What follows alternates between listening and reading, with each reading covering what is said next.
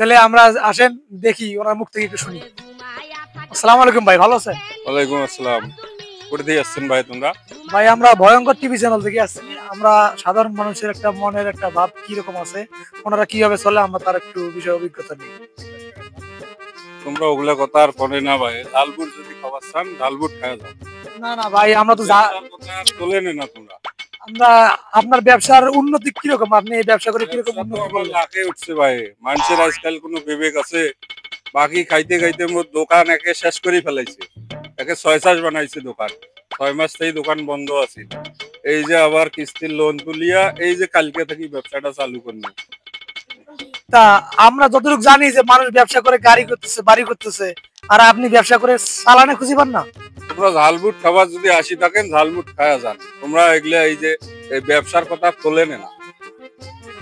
তাহলে আপনার ব্যবসা হতে এত ক্ষোভ কেন? এই ব্যবসাটা ব্যবসা আপনার আমার মানুষের আজকাল কোনো আক্কেল জ্ঞান আছে, ধর্ম আছে ভাই। আমার ব্যবসা বাকি খাইতে খাইতে একে লাখে তুলি ফেলাইছে। ব্যবসা শেষ হতে বন্ধ করি 6 মাস। 6 মাস থেকে আমি বাড়িতে কামলা দিন যে এই কালকে কিস্তির লোন তুলিয়ে আবার ব্যবসাটা চালু করলো।